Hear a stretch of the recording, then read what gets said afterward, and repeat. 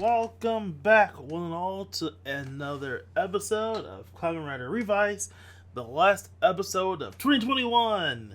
The next episode will be in 2022 because, the new year is on Friday and episodes come out on Sunday mornings or Saturday nights. It's time zone, Sunday morning.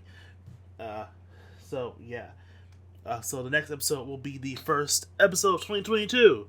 So let's see how the last episode of the year holds up. Is it any good? Is it bad? Revice has been on the roll for these past 3 episodes, and let's hope they keep it up. And get the shilling out the way, books available, Toku inspired. Let's move on to the episode. So our episode picks up literally immediately where the last one ended off, with the Deadmen surrounded / captured, and everyone kind of happy with their victory, and Aguilera screaming her ass off because of Gifu-sama. So basically, obviously Aguilera's screaming her ass off still, and Julio and the Chameleon and Julio is basically trying to protect her because he's devoted to Aguilera-sama. Osaleta doesn't give a damn and basically reveals that Aguilera was nothing more than a figurehead for the cult that people could, surround. Basically, he could have a bunch of Julios running around. The Chameleon Deadman is also there, and they have a little bit of a scrap. Aguilera finally transforms to her demon form, which is using the Queen Bee Vice stamp. And during her rampage, because she's still emotionally unstable, and maybe her transformation might be unstable too, maybe, possibly, all the dead men get away, and so everyone basically just goes home for the day because, well, the dead men don't have their base anymore, so they'll probably just be easier to defeat as long as they only have to take out the main 4 that are left. The next day, the Igarashi family is happily celebrating the defeat of the dead men, because technically speaking, that was all flashback. Ikki and Daiji are in the bath because bathhouse, and Sakura is miffed at her mother for doing the parental thing and hiding her driver, only for Dad to come out with it as it was hidden in his drawer, possibly under a drawer, the last place Sakura would ever look. Pretty clever on the mother, just didn't count on the father being kind of confused about the sudden thing in his drawer. Maybe you should have told him. Anyway, Hiromu shows up because he's basically there to alleviate parental worries about Sakura fighting on the front lines, as he proclaims that they need the Igarashi siblings, as they are the 3 who can help defend the world, especially because his demon's driver does not seem to be agreeing with him as of late. In the flashback, he basically collaterally attempted to transform again, and his health in this episode does not seem to have improved at all. So we're looking at a case of the demon's driver slowly killing him, and or him slowly losing his powers. Take your pick.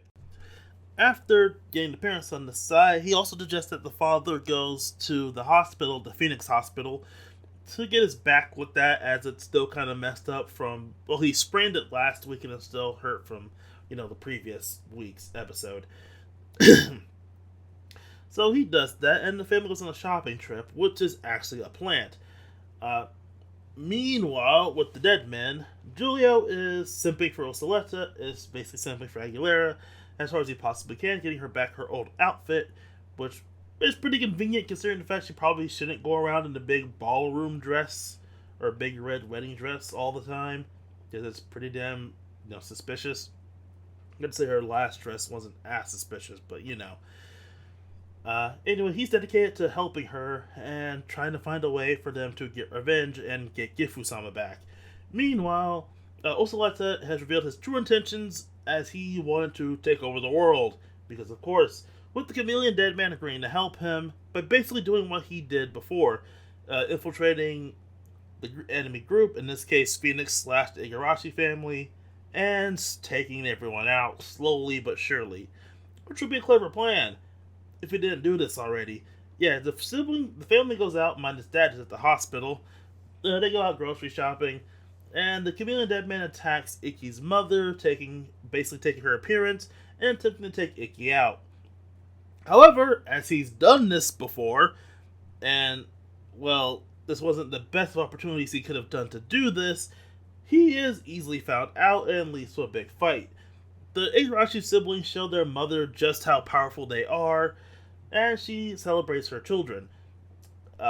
With the Kamen Deadman's defeat, that means only the main 3 Deadmen are left. Julio might be taking that big L, at least from the episode preview. He might be taking that New Year's big L that villains often face in Kamen Rider. Yeah. Whew. So, yeah, Julio might be out, meaning there might only be 2 Deadmen left. And so, the episode ends with one last shocking reveal. That Papa Igarashi literally does not have a heart. No, literally, there's not one in his chest cavity, according to the x-ray. So, how is the episode? This is a simple one at face value, but it really is set up to basically the next storyline. This is supposed to be basically a bridging episode into the next major arc of the series, while it helps close out the current arc. We do have some clues dropped. We have the Gifu-sama statue that George and Phoenix are analyzing, and we discover that it has a heartbeat, despite seeming to be only stone. So that leads to more mysteries about the statue, as well as the connection to Papa Igarashi literally being heartless, despite him being the most loving, heartful person in the show so far. I'm having flashbacks to Build again. Also, I didn't mention this, but we also got a continuation of the whole. They're not neighbors, but they're kind of neighbors. That family that might be stalking the Igarashi family. Because Sakura goes to their basement at the end of the episode to end out the episode. So we might be getting some understanding about what exactly their deal is soon. Whether they're just Deadmen supporters or just scientists doing something creepy, because creepy science. As well as the Deadmen, continuing their efforts to be the main villains, despite the fact they're seeming more and more to just be peons in a much bigger, completely unknown to everyone game at the moment. Which, to be fair, that's how most early phase bosses tend to go, unless the final boss is just sitting around on his ass, being the leader of the group. Which isn't a bad thing per se, they just sit around. We did get some minor insight into Chameleon Deadman, how he basically just hates his appearance and gave up his humanity because it allowed him to change himself. And that leads into him asking Osaleta why he became a Deadman and gave up his humanity. It's pretty cool to get some insight onto the villains. Some insight just so that they're not just insane cultists. Well, we know Osaleta's main motivation is kind of insane cultist, and we know Julio's main motivation is Aguilera-sama. Did I just say Osaleta when I meant Aguilera? Oh god, I'm going to hate myself forever. And now we know Osaleta's main motivation is control the world. Kamen Deadman was not being himself, so he got bumped off because he gave his motivation. Ikki also was shown to have because technically this is his first time killing somebody, with the previous 2 GIF X's in last week's episode. So he's shown to have some regrets on that front, as he doesn't want to kill people. He even tries to beg the Chameleon Deadman to stand down, but he basically says, I can't even go back to being human anyway. So Ikki gives him the Rider Kick finisher that kills him, and I'm assuming his spirit, energy, whatever, is also absorbed by the statue, even if we don't actually see it, we just see it fly off. Also, I didn't mention it, but again, Hiromu is now the commander of Phoenix.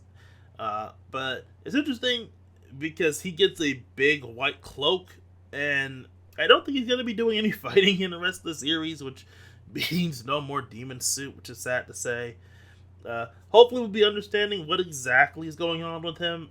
George seems to know, but George is kind of chaotic neutral. Like, he's obviously on the good guy's side, he invents the stuff, but he's obviously doing things for his own sake, / interest, / being a giant Kamen Rider otaku who wants to see riders fight monsters, and is using the opportunity to do so. But I can't blame the guy.